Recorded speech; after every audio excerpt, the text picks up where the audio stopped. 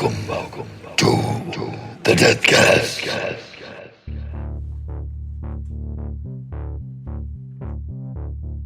May 6th, 1993, West Memphis, Arkansas. Members of the Crittenden County Search and Rescue Team scour a small area of thick, dense forest and brackish swamp water known as Robin Hood Hills.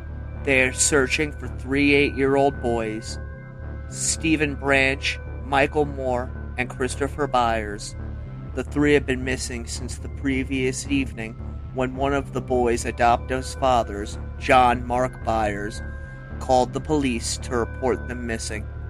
Just prior to that phone call, the three families had looked frantically for their children before enlisting the aid of law enforcement. Since that time, the families, the police, and numerous members of their neighborhood have scoured the area, desperate to find them. One of those helping to search that day is juvenile parole officer Stephen Jones. At roughly 1:45 in the afternoon of May 6th, he spots a boy's black shoe floating in a muddy creek. Reports are varied as to what happened next, but what is known is that Jones had attempted to retrieve the boy's shoe and ended up in the water. Making his way through the water and back towards shore, he feels something brush against his arm. A moment later, he reaches around, and then a body floats to the surface. It's one of the missing boys. He is naked and hogtied. Not long after, they will find the corpses of his friends, both of them in a similar state of undress and tied with shoelaces, each wrist bound to the opposing ankle. The murders shocked and horrified the community, and it wouldn't be long before suspects were identified and eventually arrested. The men accused of the murders would eventually be convicted, with the oldest one, Damien Echols, receiving the death penalty.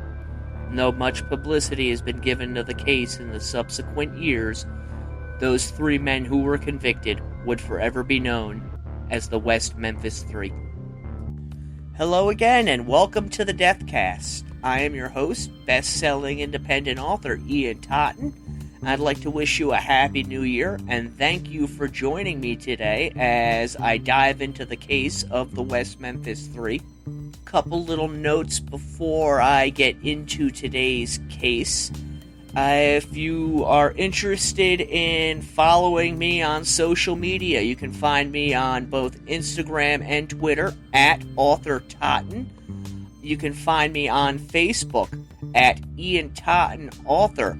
There's a little tab on there. You click it, and it will bring you to groups, and you'll see the Deathcast group. We're about 180 members at this point. If you would like to help support the show, I am on Patreon at Ian Totten Author, or on PayPal and Venmo at Ian Totten. Now that the plugs are out of the way, get yourself something to drink, sit back in a chair, relax. I've got my coffee and cigarettes. Let's go into the crypt. So today we're going to be looking at the case of the West Memphis 3. And before I really get into it, a couple of things. This is that one case that I am absolutely obsessed with. I know it backwards, forward, up and down. My wife is sick of hearing me talking about it. And as anybody who is a member of the Murder, Mayhem, and Crime Horrors group on Facebook will tell you, I have my point of view as to what happened there, and I will vehemently defend it. I'm not going to be diving into the conspiracy theories that have been put out by the convicted killers and their supporters in Hollywood. Nothing that they have said has ever panned out in any way, shape, or form. I'm going to be going directly off of court records, which can be found on the Callahan site. If you are curious about what that is, just Google search Callahan and West Memphis 3, and it will take you to the website. Every court record that is known to be available that was used in the trials is available on that website. I'm also going to be using the 2 books that the journalist Gary Meese put out concerning the case. He was actually living in West Memphis and working for the Commercial Appeal at the time of the murders and in the years following that. They are very meticulously written, detailed-oriented books. And I'm sure a lot of listeners are not going to like the path that I go down with this particular case, and that's okay. I've had Damien Echols supporters attack me online before, even had a few of them decide to go and spam a few of my books on Amazon with fake reviews because of my views on this case. And that's okay, because they are really small-minded individuals, and I don't give them or what they believe much heed. With that being said, this is an extremely massive case, and it's so large that I don't believe I'm going to get through it in one episode. In fact, I initially, when I was laying out the first season, which we're in now, I thought of doing this one as my season finale, but I've decided against doing that. I figured it'd be a good way to start the new year with a double header. As with previous episodes, there are going to be discussions about extreme acts of child abuse and murder, as well as some talk of ritualistic animal abuse. So, listener discretion is advised. Now, when the bodies of the 3 8-year-olds were found inside that muddy ditch in Robin Hood Hills, it was quickly discovered that they had been pushed down into the mud to try and keep the bodies from floating to the surface.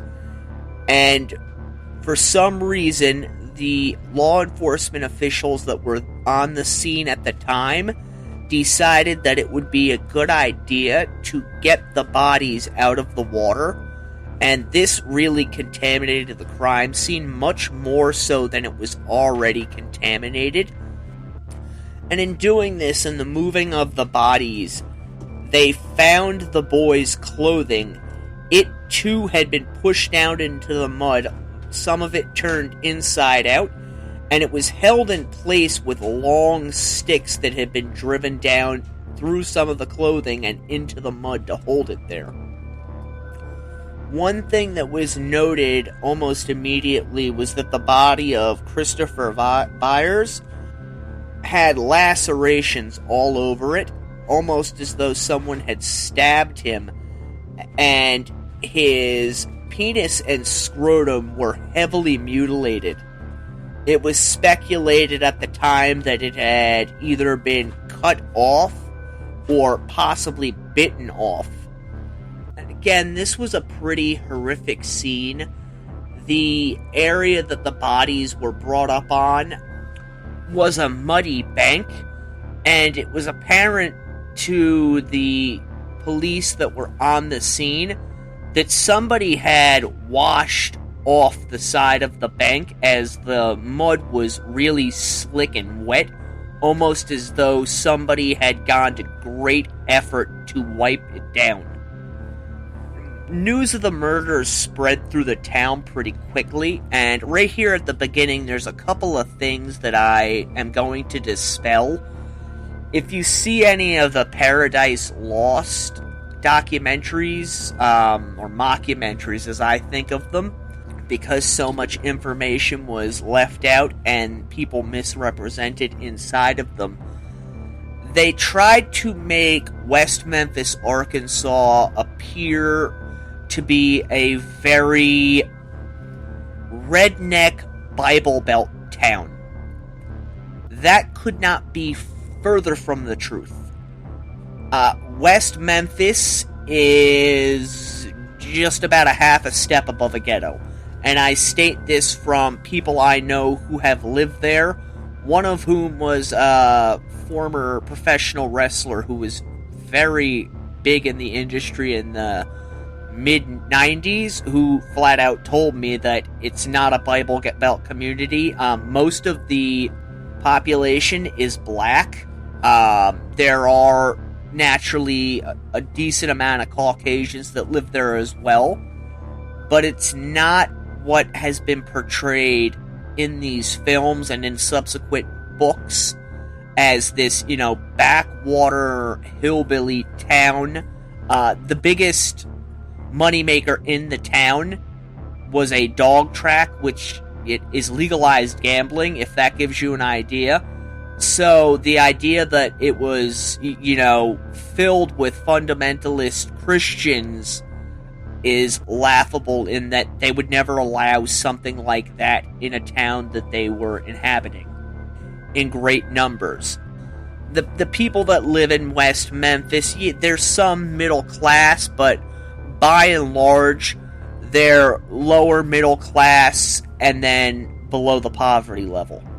So when news of the murders broke and people learned about it, there was not this great big public outcry of it must have been Satanists or, witches did this. None of that was at the forefront of people's minds. It was, oh my God, I can't believe this happened in our town.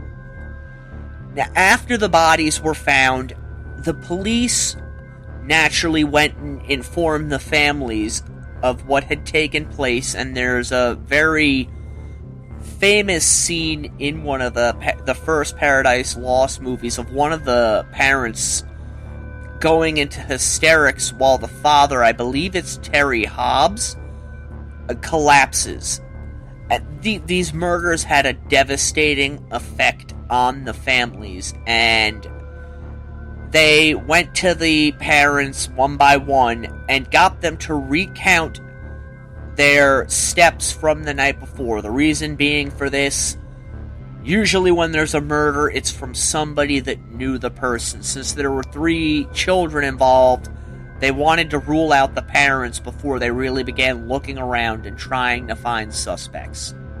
So we're going to look at the parents first. We're going to start with the Byers family. That'd be John Mark Byers and his wife, Melissa. Byers stated that he had taken his other son to court that day, and then he had gone to pick up his wife between 4:50 and 5:10. Melissa worked in Memphis, Tennessee. At the time that he left, Chris, his adopted son, was not at home. He was known to be out in the neighborhood playing with other children. There is a story out there that is not confirmed anywhere that at the time he left, John Mark Byers was upset with Chris for supposedly breaking into the house and taking food. But again, there is no evidence that this actually took place. And I bring this up because one of the narratives out there about John Mark Byers that evening is upon returning home with his wife Melissa around 5:30, he saw that Christopher had attempted to break the seal on one of the windows in order to gain access to the house. He did go to pick up his son, Ryan Clark, from court after bringing Melissa home, and on the way there he saw Christopher Byers playing in the street on a skateboard.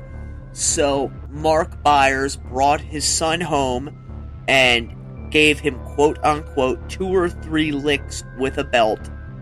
Some people have said that this was because of the attempted break-in. Well, Both Byers and his wife later said that he had punished the child for playing in the street, something he had been warned not to do on multiple occasions, as they did not want him to be run over. After punishing Christopher, John Mark Byers drove to the court, leaving the young boy in the carport.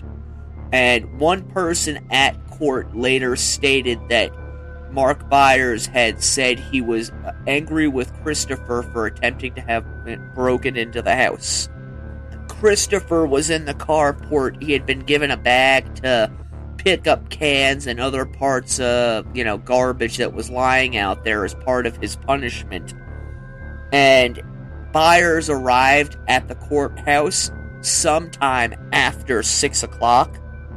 Upon returning home, he discovered that Christopher was not there and began looking for the boy, as he had not been given a permission to go and play with his friends. He took both his wife and his other son with him, and they drove around the neighborhood, particularly on the streets Ingram, Goodwin, Wilson, and Macaulay. During this first pass through, Byers went to one family's home, the Garner family home. The reason being for this is they wanted to know where Stevie Branch lived. They knew the other boy, but were not exactly certain of where his house was. He encountered a few other people around this time, including roughly around 6:30. He ran into 2 police officers at the Flash Market and informed them that he was looking for his son.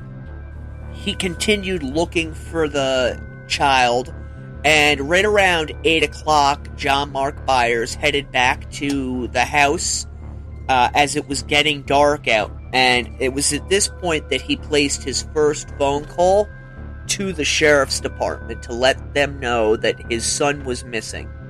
The sheriff's department informed Byers that he needed to call the West Memphis Police Department, which he promptly did, and informed them as well that his son was missing. Officer Regina Meeks responded. Not long after speaking with Meeks, Byers continued searching for his son and began going door to door. Shortly after 8:30, he encountered a little girl and a little boy who lived on 14th Street, who said that she had seen Christopher Byers and 3 other boys going into Robin Hood Hills. Not long after that, they encountered Terry and Deanna Hobbs outside the Moore's house. They spoke briefly before all of them went into the woods to look for the children, with Terry Hobbs going further into Robin Hood Hills at that point than the others. Now that's according to John Mark Byers. At 9 o'clock approximately, he returned home in order to change his clothing, as he'd been wearing shorts and flip-flops. Afterwards, he goes out and continues to look for his son, as well as the other boys who he is now aware of are missing. Between 9:45 and 10:15 approximately, John Mark Byers headed back towards Robin Hood Hills, where he encountered another officer, an Officer Moore, and they went and searched in the woods once again. Officer Moore later corroborated that he had indeed met up with John Mark Byers and that they had looked in the woods. After leaving the woods, they encountered a couple of other searchers who told them people were on another road searching, and they went to join them to help in their efforts. Now, around 11 o'clock, John Mark Byers returned home and called the police station. He spoke with Officer Regina Meeks and asked her what was going on. Meeks stated that she had informed her commanding officer of the situation, after which Byers called the sheriff's station once again. Following this, Byers and his son Ryan got into their car and began searching once again. I know initially there was a period of time that they threw John Mark Byers out there as an alternative suspect, but his timeline for that evening has largely been corroborated by other witnesses. So he was basically out searching most of the evening, searching for his son. Around midnight, Byers returned home, and not long after, he met Stevie Branch's grandfather, Todd Moore, Terry Hobbs, and a friend of Terry Hobbs, who we'll meet when we get to Terry Hobbs' statement. They did another pass through the woods after having a brief conversation in the street. Between 1:30 and 1:45, Byers encountered a Sergeant Ball, after which, again, he continued looking. They looked up until roughly 5 o'clock in the morning for the boys, before deciding that they needed to go home and have a little rest before going back out and searching again. Now we're going to look at the West Memphis 3 supporters' favorite alternative suspect, and that's Terry Hobbs. He was the adoptive father of Stevie Branch, married to Pamela Hicks Hobbs. Now, according to Hobbs, he got home somewhere between 2:30 and 3:30 that afternoon from his job working as a merchandiser for a local ice cream company. And he stated that when he came in the house, Pam was making dinner while the couple's daughter, Amanda, was probably inside Stevie's bedroom watching television. He noted that Stevie wasn't home and was informed that he was out riding around on his bike with Michael Moore. From the statement Hobbs gave, Stevie was supposed to be home around 4:30, as he had to drive Pam to work. She had to be there at 5. So during this period of time, he was in and out of the house constantly looking to see if he could find Stevie anywhere. Eventually, it was decided that they couldn't wait around any longer and hoped that Stevie arrived, and Terry took Pam to work. Along the way, they stopped at the Moore household. Neither of the parents were home at this point, although their daughter, Dawn, was. And she informed the Hobbses that Stevie was out with Michael riding around on their bikes, and that she would let him know that his parents had been around looking for him when they returned. Terry then continued on, dropping Pam off at her job at Catfish Island before heading back towards their house. He and Amanda drove around the roads looking to see if they could spot Stevie and Michael. After doing this, they went back to their house, and they hung out for a little while before Terry decided that they needed to walk the neighborhood and see if they could find the boys. He eventually encountered Mrs. Moore, who was out looking for the boys, and they had a brief discussion in which Terry said, how come you don't know where the boys are? They're supposed to be at your house. And it was decided that they would all go back to the Moore's house to wait for the boys to arrive. While at the house, he first encountered John Mark Byers, who was out looking for his son, Chris. Because of this interaction, according to Terry Hobbs, this is when the parents realized that all 3 of the boys were probably out together. Eventually, Terry decided that he would be better off looking for the boys rather than standing around at the Moore's house, so he got his car and they drove around a little bit before he dropped his daughter Amanda off at one of the neighbors' houses. And this would continue off and on for the next few hours, with him going out and returning home. At one point, he went over to a friend's house, a man by the name of David Jacoby, where they played guitar for a little while. So it seems like he wasn't overly concerned that the boys were into some sort of trouble that maybe they can't handle. I'm sure, like most of the parents, he was just figuring that, they were being boys and staying out later than they were supposed to. But eventually, Terry did go back to the house. At one point, Pam called, just checking in, and let him know that she would be getting off at 9. He did not inform her that the boys were still missing, but he did go back out and continue looking for the children. He did meet Officer Regina Meeks, who had been called by this point, and somewhere in this time frame is when the term Robin Hood Hills was first brought to Terry's attention. He had never heard of it before, and they did go down and look in the woods for the children, but did not find them. He went and picked up his wife, Pam, from work around 9 o'clock, at which point he informed her that, hey, the kids are still missing, and they continued the search after that, with he and Pam actually going into the woods to look for the boys. She eventually went home because of their daughter, Amanda, and pretty much the rest of his night was spent looking for the boys, either by himself, with other parents, or with his friend David Jacoby. And this has been confirmed by other parents, Jacoby, as well as his wife, Pam, but the West Memphis 3 supporters like to throw out that he had periods of time when he was alone.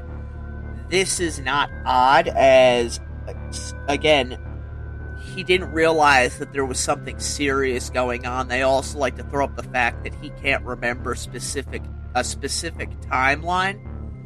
This, too, isn't odd, because as you ask most prosecutors and even defense attorneys, and they will tell you that it's very rare for somebody to have a photographic memory of a day that, up until a certain point, is just like any other day in their life.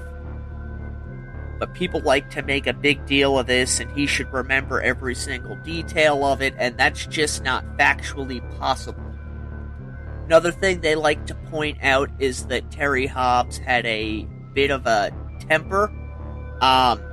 He was known to use a belt on the children, as was Pam, and he also was known to get physical with some of the men that Pam would have liaisons with. Again, that's not out of the norm. I think most people who were in a relationship that, stumbled upon their spouse having intimate contact with somebody outside of the marriage would react in, a fairly violent and aggressive way. And even Terry Hobbs himself will tell you that, he was not the best human being on the planet at that time, but, he wasn't a intentional murderer, which is the narrative that likes to get thrown out. That pretty much covers the Byers and Hobbs family. The Moore family, there isn't a whole lot to tell. Todd Moore was a truck driver, and he was out until about 5:30 or 6 o'clock, at which point he got home from his route and began helping to search for the children. The wife was already helping to search for the children at that point. One thing that should really be noted is that they didn't have any suspects at the start. I know they like to throw around that they immediately zeroed in on their suspects, but that is not true. It was, almost a month before they started getting an idea of who possibly could have been responsible for this. They did have some occult experts at the department who stated that, this does in fact look like there might have been, a ritualistic manner behind the slayings. And this is actually with precedent because there were strong occult ties within the community, specifically in the Lakeshore trailer parks, which was mostly founded and inhabited by itinerant carny workers who were heavily interested in the occult. There had been a string of dog, cat, and other animal mutilations in the area over the preceding years. So they thought, based on what they saw at the crime scene, the wounds to the boys, and information they'd already had, that it was possible that some, occult group could possibly have been involved, but they weren't certain at the start. They did look into the, background of all the parents, even the parents who were no longer in the area, and quickly, discounted them as credible suspects in the murder. There's the story of the Bojangles Man. It was a black man who went into a fast food restaurant. He seemed to be disoriented, and he left blood in feces at the scene. From reading various police logs in the commercial appeal, this actually wasn't that strange of an occurrence. Again, there was a lot of drugs in this area, still are to this day, and people acting strangely out in public. It was a pretty normal occurrence. Officer Regina Meeks, who, if you'll remember, was the officer who was called out to help look for the boys, did go over to the Bojangles restaurant.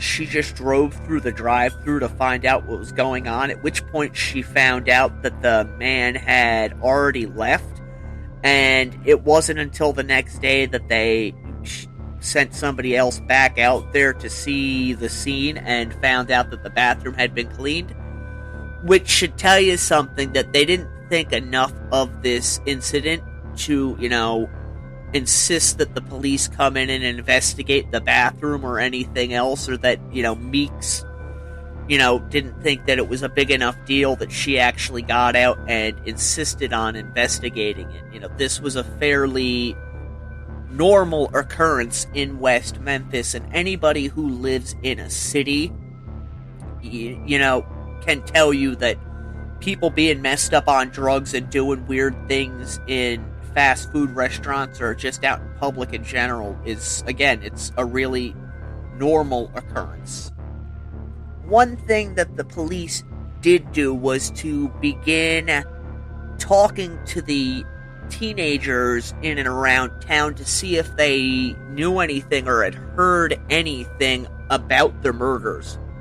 And in talking to the police, the teenagers and other children of the area kept making reference of occult activities in the area, which, again, as I talked about a moment before, the police did realize, there was some occult activity going on, but I don't believe they realized the youth in the area knew so much about it. In fact, a lot of people, especially from the trailer parks, were pretty heavily involved in the occult. A number of them considered themselves to be Wiccans, although a lot of the people questioned insisted that this was a satanic killing, and 3 names kept being brought up throughout all of these questionings, and that was Damien Echols, Jessie Misskelley Jr., and Charles Jason Baldwin. One of the things that has been bandied about over the years is that these 3 young men were unfairly targeted because they listened to heavy metal music, had long hair, and dressed all in black. One thing that the people don't take into account is the fact that this was 1993, and at this point, the band Metallica was the largest band in the entire world. So much so that you could hardly turn on a rock radio station anywhere in the country without getting hit with, a block of what they called mandatory Metallica at the time. So the idea that these 3 young men were targeted because of this is pretty false, because the way they dressed was no different than thousands, if not millions, of other teenagers across the country at that time, and I say this having been one myself. I was dressed all in black, had the long hair. I was never singled out for any of the crimes that took place in my hometown, nor is anybody else that I knew at that period were they singled out as well. What set these three apart was they had a demonstrated and documented history of violence, and that's another thing that likes to be contested, is that none of them had a history of violence. In fact, the defense team even got John Douglas, the FBI profiler, to come in and say that none of them had a history of violence in their pasts, but they neglect to point out the fact that they paid John Douglas to come to this conclusion, and at this point he's not working for the government, he's working for whoever gives him money. All three of them had a history of violence. It's well documented, and I will be diving into it shortly. But at this point, the police really didn't know that much about the three young men, other than the fact that they kept hearing about this satanic cult, and these three names kept getting bandied about by everyone that they talked to. One of them was a woman by the name of Vicki Hutchinson. She's of no relationship to Damien Echols. She had come forward at some point and informed the police that she had seen Damien and his girlfriend at the time, Dominique Tier, on the service road that led to Robin Hood Hills, and both of them were covered in mud. This was somewhere between 9 and 10 o'clock at night. The Hutchins family was all out. They were picking up the grandmother or the mother at the local laundromat where she worked. And everyone in the family knew them as they were related in some way, shape, or form to Dominique Tier. And everybody that was in the car swore that it was Damien and Dominique. One thing of interest here is that from a distance, Dominique could easily be mistaken for Jason Baldwin and vice versa. So that's the first bit of evidence against any of them that implicates them that they might have been there, is that this family actually saw, definitively they saw Damien Echols on scene, and who they believed was his girlfriend. Now, a note in the police files dated 5/10/93 said that Detective Mike Allen picked up line 1 and talked with what sounded like an older white female who stated she had overheard that Dominique and a Damien killed the 3 little boys, and that LG, last name unknown, took and laundered their clothing. Caller stated that Damien had body parts in a box from the children. The caller stated she didn't give her name and that she heard that LG's mother was going to lie about LG's whereabouts. Now, this LG is an individual by the name of LG Hollingsworth, and he pops up off and on throughout this case. LG was interviewed, and he stated that he didn't know anything about the murders and that he was with a friend of his by the name of Richard Simpson at his house from 5:30 that night until about 9:30, which is interesting because Simpson later stated that he was not with LG until Thursday evening. LG also said that he had been on the phone with Dominique Tier that night when he got home, and was on the phone with her until his mother got home. He also stated at a later date that he had actually gone to the laundromat to talk to Dominique's grandmother and get Dominique's phone number from her. From all indications, it seems that LG was kind of infatuated with Dominique, even though there was some form of familiar relations between them. We're going to jump back into Vicki Hutchinson again because she pops up a lot in this case. Her and her son Aaron.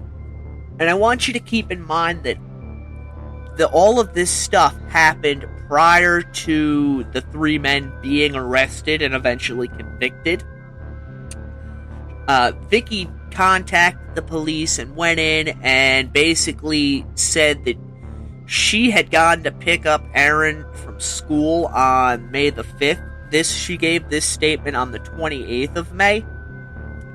And that he had been trying to convince her to let him go play with Michael Moore, and Moore apparently insisted that there was a Cub Scout meeting that night, even though there wasn't.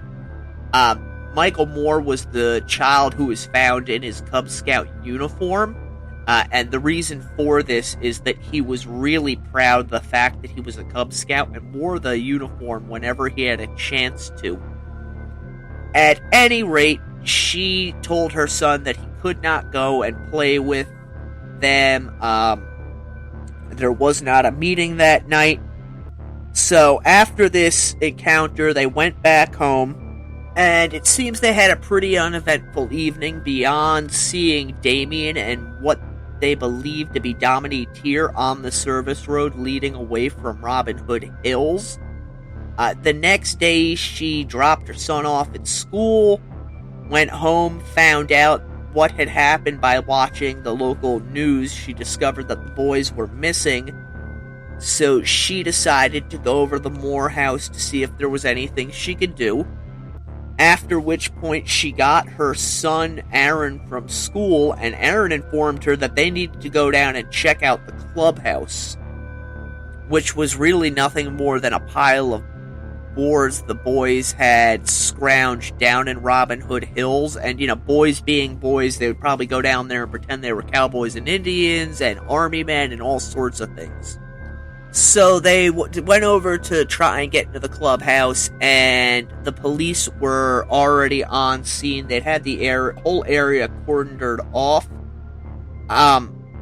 And the reason I'm talking about all of this is eventually Aaron began making some extremely wild accusations that he had actually seen the murder, they were hiding in the clubhouse, and that he knew who had done it, that it was a group of teenage boys that they had seen down in the woods on a number of occasions who were engaged in homosexual sex, and that these boys were Echols, Misskelley, and Baldwin. He also stated that the boys almost got him that night. And I'm putting all of this out there because I want to show that the police were, actively investigating this case. They didn't just jump on these three, supposedly wrongfully convicted young men. They were following up on any tip that came their way, and, eventually they did completely disregard what Aaron Hutchinson was saying, because, the stories he started to tell after a while were so outlandish. He started out somewhat believably, and ended up in the realm of absolute fantasy. Vicki Hutchinson, on the other hand, she knew two of the killers. She knew Damien, she knew Jessie. She consistently referred to Misskelley as Little Jessie, that he was a good boy who would come over to the house and watch her son while she was out at work or running various errands. She stated that she had heard it around the trailer park that Damien had actually committed these murders, and because of this, she wanted to get to know him. And she arranged for Jessie to introduce the two of them, and she played it off like she was trying to get with Damien. But at any rate, she was, a bored woman with nothing better to do, so she decided to take it upon herself to, play detective. And she had a couple encounters with Damien. She even, at one point, said that Damien and Jessie had taken her to a witch's coven in another town. This she later retracted, said it didn't happen. And it wasn't until years and years later that she said that, the whole sighting of Damien and Dominique was, a complete lie, although the polygraph test she took at the time of the murders showed that in that instance regarding what she had seen, she was telling the truth. But, there was a lot of this kind of talk going around about Echols, Baldwin, and Misskelley, so much so that the police eventually had to talk with the three of them. And, all of this happened in pretty quick succession. I mean, as far as Vicki Hutchinson coming forward, L.G. Hollingsworth being talked to. Damien Echols was actually first questioned on the 9th of May.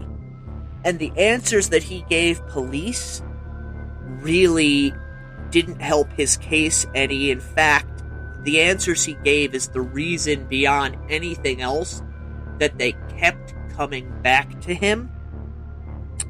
When they asked him what should happen to the person that had committed the murders, Damien stated that they should get the death penalty. When asked why the person who had committed the crimes had done it, he said that it was a thrill kill. They asked him about what had been done to the boys, and he said, mind you, none of this was public knowledge at the time. He said that they had been cut up and that possibly there had been some form of sexual assault that had taken place, as well as sexual mutilation. He further went on to state that the person who had committed this was happy with the work that they had done. But the most damning thing that Echols stated during this first brief questioning was that the boys had been placed into the water to wash the urine out of their stomachs. And the reason this is damning is at the time the police were unaware of it, but one of the boys was found to have urine in their stomach.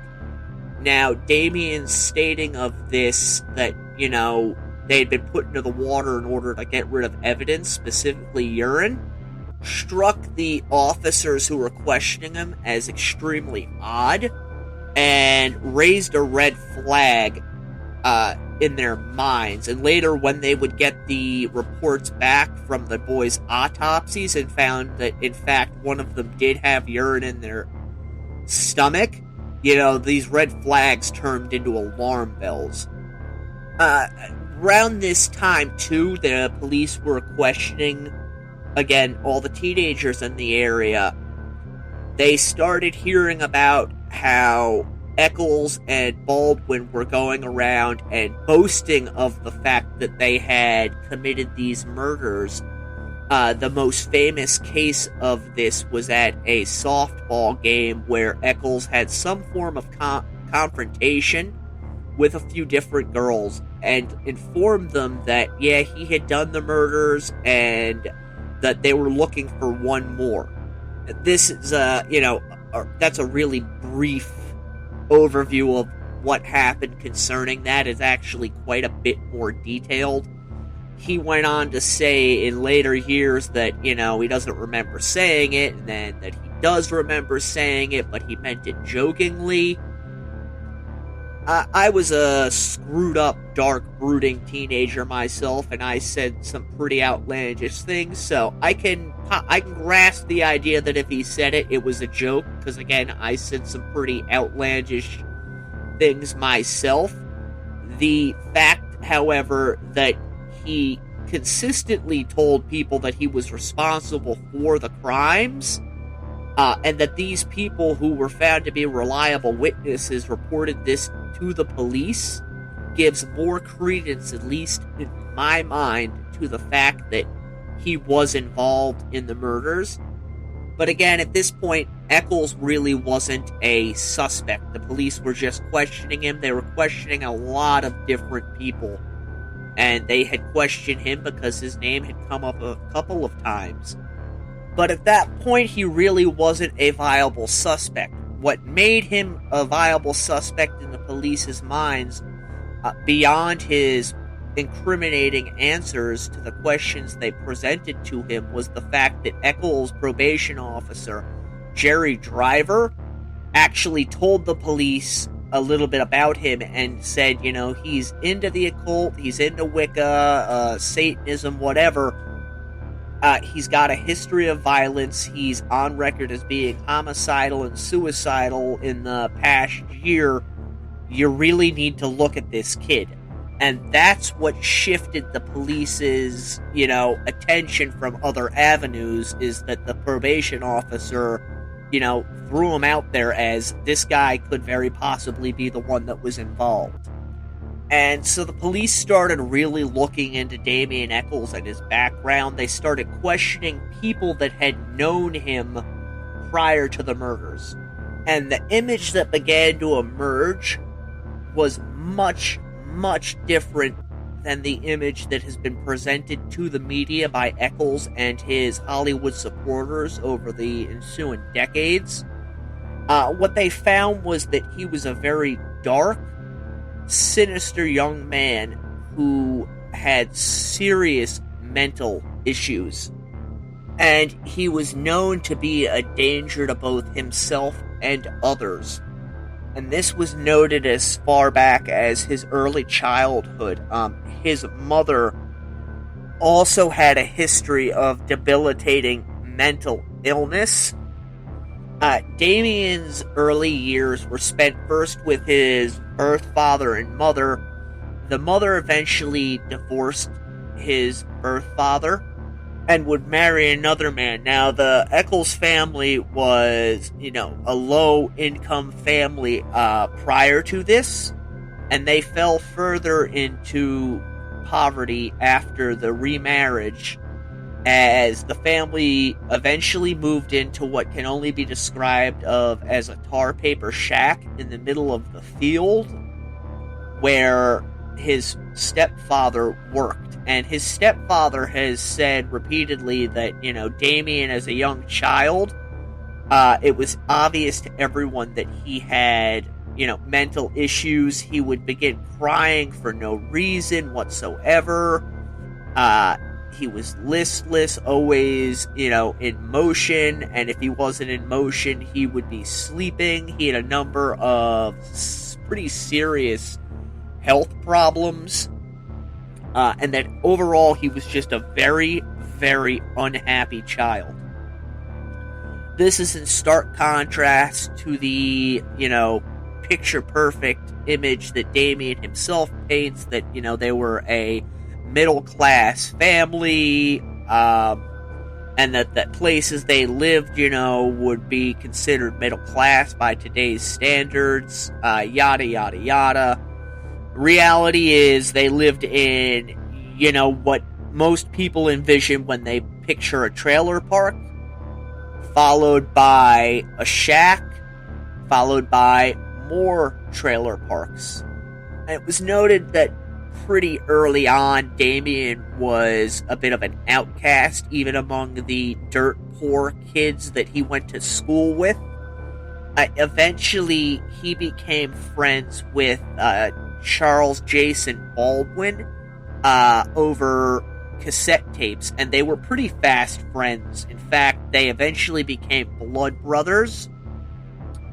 And not too terribly long after this, despite the narrative, Jessie Misskelley came into their sphere of influence, and according to Jessie Misskelley himself, that he thought they were sort of friends. And other people have corroborated this, saying that more often than not, though they didn't hang out on a daily basis as Damien and Jason did, the three of them could be found together. Again, this isn't, hyperbole on my part. This has been verified by dozens and dozens of different accounts that took place both at the time of the murder and were given years after the fact. Now, Damien's propensity for violence is long and well documented. A number of people came forward both before and after the arrest, given accounts of how Damien would take sticks and jab them through frogs in order to see how long it took the animals to die. He was also known throughout the trailer parks for killing dogs. One account describes how he and a friend were walking and came across an injured animal, and how Damien had cut the animal open and removed its intestines. And similar accounts to this were given by a lot of different people. I'm going to read an account now given by a witness as to one of the acts of animal cruelty that Damien Echols perpetrated. On 10/27/92, I was at Lakeshore Trailer Park with Damien Echols when he killed a black Great Dane. The dog was already sick, and he hit the dog on the back of the head. He pulled the intestines out of the dog and started stomping the dog until blood came out of his mouth. He said he was going to come back later with battery acid so that he could burn the hair and skin off the dog's head. He had 2 cat skulls, a dog's skull and a rat skull that I already knew about. He kept these skulls in his bedroom at Jack Echols' house in Lakeshore. He was trying to make the eyeballs of the dog he killed pop out when he was stomping. Damien had a camouflage survival knife to cut the gut out of the dog with. And this is just a brief glimpse into the kind of things that Echols was known to participate in prior to the murders. That Echols was heavily into the occult is something that during his incarceration he really tried to attempt to downplay quite a bit. But prior to the murders, he was very open and frank with people about his beliefs. And so much so that there's a piece of evidence that was put together by his defense team after his conviction concerning his mental health status. I forget the exact name, but it's something along the lines of, evidence number 500, because it's a 500-page long document. It is littered with Echols' own discussions and thoughts about the occult, and it includes a lot of the paperwork from his time in various mental health institutions prior to the murders. Now, after he got out, of course, he was right back into the occult, so much so that he has pretty much made a living off of it. He kind of sees himself as a modern-day Aleister Crowley.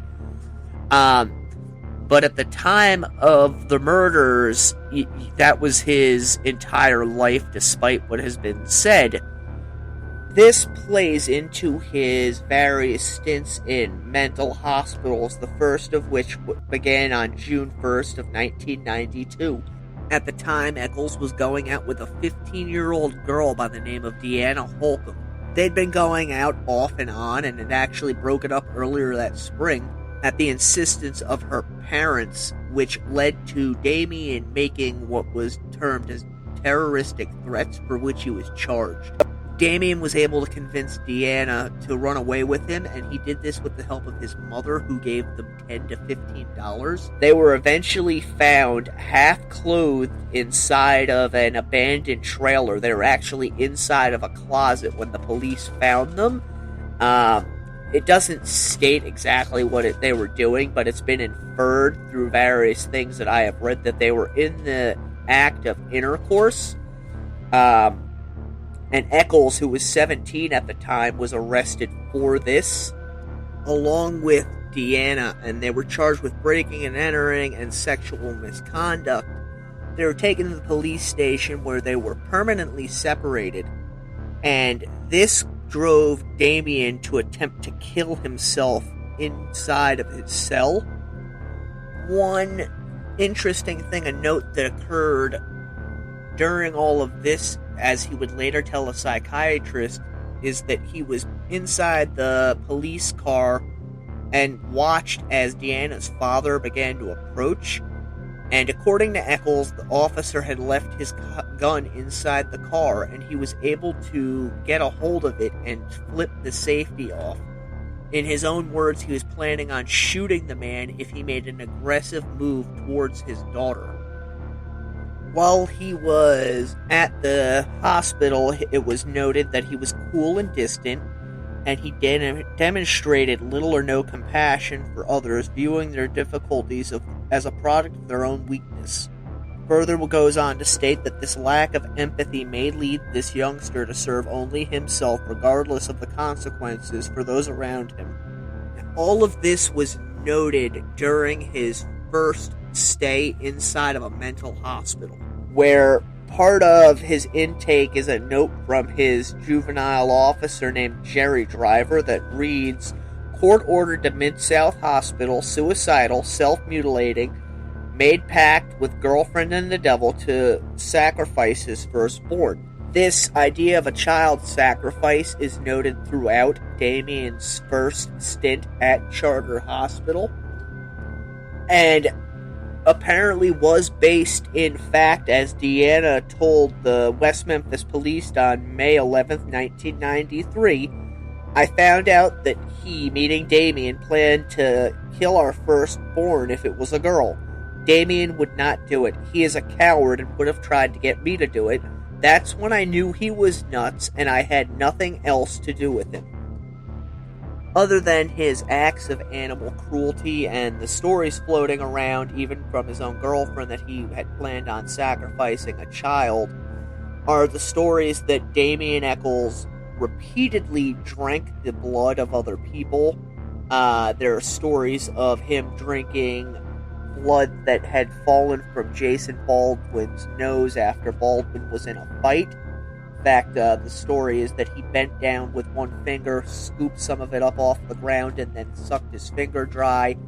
Another one comes from when he was in a hospital stay, and he latched onto the neck of another boy who was bleeding from some wound, and that Damien found the idea that people saw him as a blood-drinking vampire humorous, although he later stated that by drinking the blood of others, it granted him powers.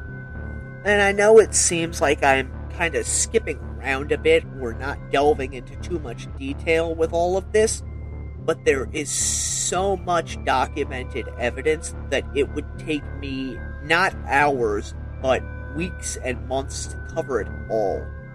Suffice to say, Damien's psychotic episodes are described in great detail in various psychiatric reports. He had a history of hallucinations, as well as believing he was from another world, possibly an alien, or at other times that there was a demon living inside of him. Other times he stated that he was possessed by the soul of a witch, that he was disassociated from reality. He would see and hear things that weren't really there. He was also subject to what he deemed, as well as psychiatrists termed, manic episodes, where everything would speed up and go really fast.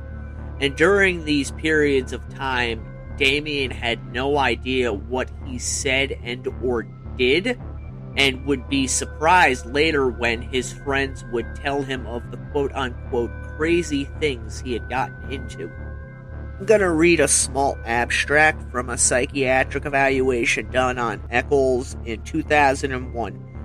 Mr. Echols reported that the intense shift between depression and mania literally drove me crazy. He remembered that everything hurt, from the smell of water to green grass, brown grass. He was exquisitely sensitive to the way people smelled and the smell of water. He described manic episodes when his brain rolled, like a TV that is not adjusted.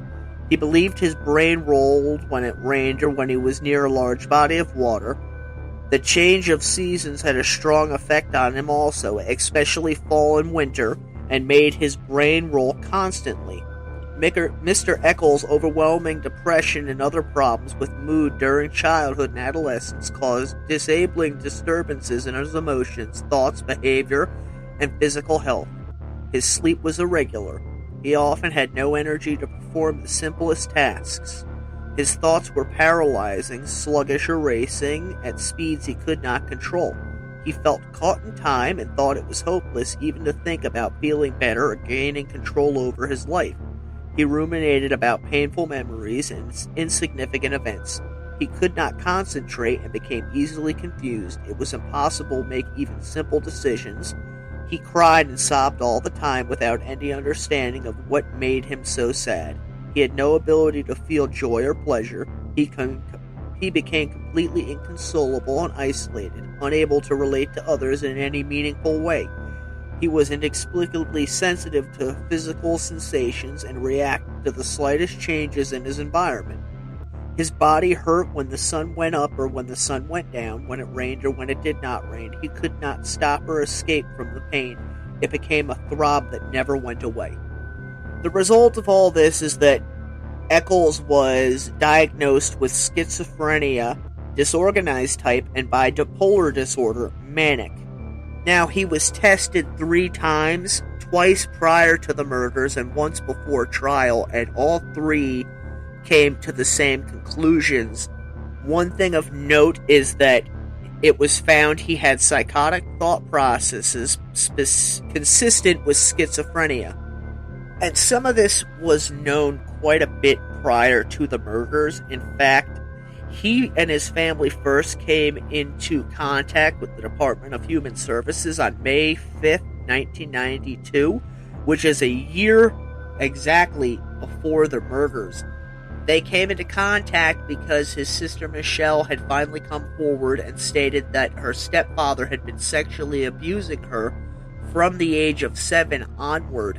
And it came out during all of this that their mother, Pam, knew the abuse was occurring, but did absolutely nothing to stop it. During these counseling sessions, his mother told caseworkers that she was most concerned about her son not learning to deal with his rages, and that she believed her son may be dealing with outside simulations, and that he might in fact be crazy. And there was precedence for these fears of her. During Damien's first emergency stay in the hospital, the reasons that were given for this were fire-setting behavior by history, potential danger to property, excessive irritability and anger that is potentially dangerous and persistent, involvement in bizarre and unusual behavior. This was all stuff that his mother knew when they initially began these counseling sessions, and that she was aware of when he was admitted to the psychiatric hospital, which incidentally his parents removed him from on June 25th when they suddenly moved to Oregon. Damien was diagnosed on that day as depression, dysthymia, and psychotic disorder, and otherwise not specified. He was instructed to continue taking a 150 milligram dose of impicating daily. Now, it's interesting to note the parents said they were moving to Oregon, but they didn't, because, once again, Damien was back inside the mental hospital on July 24th. Although this was a short-lived stint, they eventually did move to Oregon, with Damien's family consisting of, at that time, his mother Pam, his birth father Joe Hutchinson, and his little sister. Their time in Oregon was apparently not very pleasant. They moved to a place called Aloha, Oregon, which is just outside of Portland, and very quickly things came to a head. Now, there's a lot of different scenarios out there as to what actually happened. I'm going to go with the dumbed down version. Basically, Damien ended up in a fight with his father and eventually threatened to eat his heart with a spoon. I'm doing this because there's conflicted reports, with some people saying that this didn't happen, other people saying that he was eating from a can of ice cream and this led to a major fight. And unfortunately, his mother's testimony in anything regarding her son is completely unreliable, as she consistently changes it. The initial report that he had threatened members of his family and was once again sent to a mental institution, which he was at for 2 days, although the family stated that it was actually 2 weeks. While he was at the hospital, he said that he was homesick for his girlfriend and all of his other friends. Should be noted that shortly before returning, Damien had begun going out with Dominique Tier, although he still pined for Deanna Holcomb, and his intake indicated that he was suicidal, threatening the family. There was drug use, parental concern, RE Satanism. Other notes in the file say Dad says that Damien has been sniffing gasoline, and then at dinner table tonight he talks about drinking a bottle of bleach and that it would soon be over. Patient told sister that he would be killing himself in the next 3 days, had made threats to kill himself by hanging with bedsheet or tying socks together, and told grandmother today that he would cut his mother's throat. His father, Joe, would later try and brush this under the carpet when talking with the West Memphis police by saying it was just a misunderstanding and that he had only called the police because he had not been around the boy in 8 years and he knew he had some type of mental imbalance and that he also had knives and did not want the scene to escalate further. So there's this history with Damien and his violent outbursts and mental disorders. By the time that he was released from the hospital in Oregon, it was decided that despite being sent to Oregon with his family as part of his probation, he would be going back to West Memphis. And upon returning to Arkansas by a bus, he began telling his friends that a satanic priestess had followed him from Oregon with the intent of either murdering him or pulling him back into the occult. Upon returning to Arkansas, he went to live with his stepfather, and Damien was eventually popped by his probation officer for violating the conditions of his probation, and he was placed inside of a juvenile detention center, where it was noted by staff and other residents that his mental condition seemed to deteriorate rather rapidly, with Echols seeming to lose contact with reality. Another resident made a report that he had seen Echols drinking blood from another resident's scratch, after which he was placed in isolation and on suicide watch, before being sent back to Charter Hospital on September 14th of 1992, and he remained there until September 22nd of that year. It was noted on the 15th by Charter Hospital that Damien's behavior has become frightening to community members. He had been suspected of witchcraft and or devil worship prior to the incident involving his arrest. Again, thought to be suicidal but not afraid to die, per Damien, knows he can come back. It was noted during this stay that Echols showed absolutely no observable evidence of emotion, and he appeared anxious and uncomfortable. One of the conditions of Damien's release from the hospital at this point was that he would not participate in occult beliefs. After this, he lived with his stepfather, and in December of 1992, Echols turned 18. He continued to bounce around West Memphis and even re-entered counseling again in January of 1993. During these counseling sessions, Damien is noted as having said that he could enter other people's minds and influence their decisions and actions, as well as steal energy from other people, while also stating that he was found with satanic imagery and paraphernalia, as well as having black books that he had himself written. He is noted as describing himself as pretty much hate the human race, and that he sees people in two categories, sheep and wolves. And Damien would continue discussing various topics such as these with his counselors from this point forward, as well as putting down on paperwork and telling his counselors that he was quote-unquote a sociopath. I think we're going to leave off the case here with Echols back in Arkansas in early 1990 through going to counseling.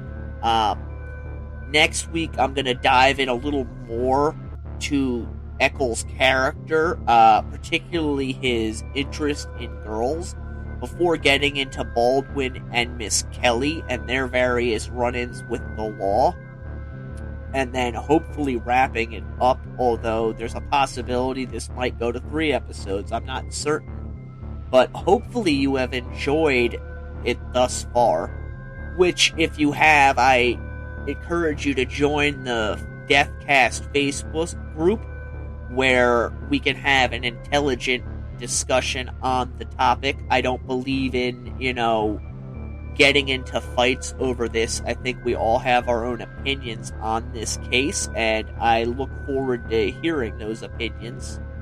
I hope you have a safe and happy new year, and until next week, stay morbid.